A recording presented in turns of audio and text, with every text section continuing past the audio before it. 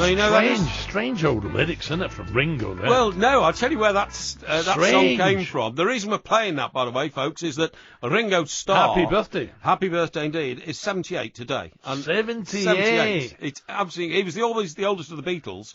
He had a childhood which was marred by illness. He had scarlet fever for a number of years. He was in hospital, yeah. And came through all that and became the legend he is today. But at 78, and he's on the road at the moment, Al. He keeps sending out tweets from places like Amsterdam and Berlin and all that, you know, where he's doing shopping. Barbara still with him? Barbara back? Well, you know, it's absolutely astonishing, isn't it? You know, do you remember the film The Spy Who Loved Me? Oh, fantastic. Yeah, absolutely. I mean, she looks so beautiful. And I'm not saying she shouldn't have married Ringo Starr. He was a Beatle after all. You are. But what I'm saying is that, you know, it's been one of the most... You're saying she should have married Roger Moore? No. But what I'm saying is, it has been one of the most enduring marriages in the world of rock and roll, which is notorious for marriages that break up. I think they've been married nearly 40 years now. Wow. But the Ringo Starr story is so astonishing because... I'll tell you where that came from. Ringo was on holiday somewhere, like the Maldives or something like that, you know, and he was talking to a local boatman. And the boatman was talking about the sea life, and the sea's very clear, and you can see into the sea. And you could see an octopus. He saw an octopus. And in his garden. Well, yes, because the boatman said, you know what octopuses do? And Ringo Starr said no. He said they are so domesticated creatures. Octopuses build themselves a shelter under the water, and you know, in a like a cave. You know what I mean? No. Yes, they do. No. They do, and they also build a little fence around the front of their cave. Get lost. And what, a little white fence? No, not a little white fence.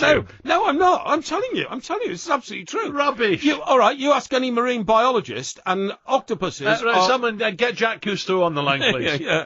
They are incredibly territorial, and when they find, you know, like there'll be a little rock pool, okay, in the shallows. I mean, most octopuses, by the way, are only the size of... They're only about 4 inches long. So they've got a wee garden then? Yeah, they do. Well, that's why he wrote it. Why do you think he wrote it? He didn't make up the fact that octopuses have gardens. Octopuses definitely have gardens, and the boatman told Ringo that. I mean, Ringo didn't do a lot of songs, and the first song he ever wrote was on the White Album called I Hear You Knocking... Dave Edmunds. No, not that one. No, sorry. Don't pass me by, don't make me cry, don't make me blue, 'cause you know, darling, I love only you. That was the first song he ever wrote. But then he went on to write a load of songs when the Beatles split up. But you know Sgt. Pepper's? Yes. And after the introduction, where Sgt. Pepper's Lonely Heart Club Band, the first song is With a Little Help from My Friends, okay? And the singer on that, of course, is Ringo Starr. And Lennon and McCartney deliberately wrote that song with a very, very narrow vocal range, i.e. no high notes and no particularly low notes and all that. Because they can't sing. Yes, that's basically it, because Ringo had a restricted vocal range. Yeah. And if you listen to any of his songs, you know, they're pretty much of the same order. Peaches and Cream? Peaches and Cream, what was that? Come on like a dream. Sweet 16, that is. Yeah, Sweet 16, that's right. And he wrote another one called Back Off the Boogaloo. Yeah, what's he got to do with the World Cup? Well, what he hasn't got. Where are we going here, Porky? Where we're going here is that on the day when England hopefully will create a bit of footballing history, it will have been on the date of Ringo Starr's 78th birthday. Talking of Liverpool. Yes. Can you believe this? Yes. Hiya, lads. This is Tony in Liverpool. I'm watching Chester against Liverpool at 3 p.m. today on Liverpool FC TV. Yeah. Keita and Fabinho are playing. Stuff England for today. Well, you see, this has been a big row. Now, as you know, that Chester is my hometown team, and I've done much to try. So why don't you support Chester? Well, I do, and I've done much to try and support them in the past. I even hired a coach once and took a load of fans down to, it's not called Sealand Road anymore, but it's on Sealand Road, the ground, to try and help Chester survive. Unfortunately, they didn't. They crashed out, they got relegated, and they went out of business. But, I mean, you know, that wasn't my fault. I did my best. But what's happening today, Al, is that Chester, who've just slipped out of the National Conference into the Conference North, right, need a lot of support, and they rang up Liverpool, and Liverpool said, we'll send a team over, a Liverpool 11. It's not the first 11. The game's kicking off at 3 o'clock. Oh. And everybody said, oh, well, now that England are playing, can we change the kick-off time? Can we make it 1 o'clock, or can we make it 5 o'clock? No, the game is taking place at 3 o'clock. Is that stupid? Well, I think it would have been nice if they could have come to an arrangement so that people could have watched Chester versus Liverpool and England versus Sweden on the same day. 1 o'clock kickoff. A 1 o'clock kickoff would have been great, wouldn't it? Or 12 o'clock kickoff. 12 o'clock kickoff, get all the business out the way, get down the pub for an hour before England and Sweden get stuck in.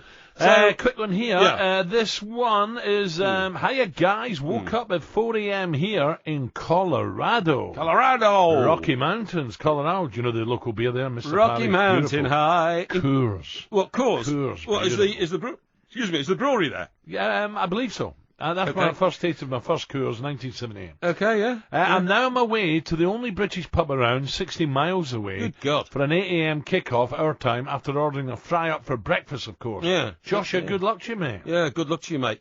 I'll tell you a good place to be today would be the King's Head in Santa Monica, on the beach there.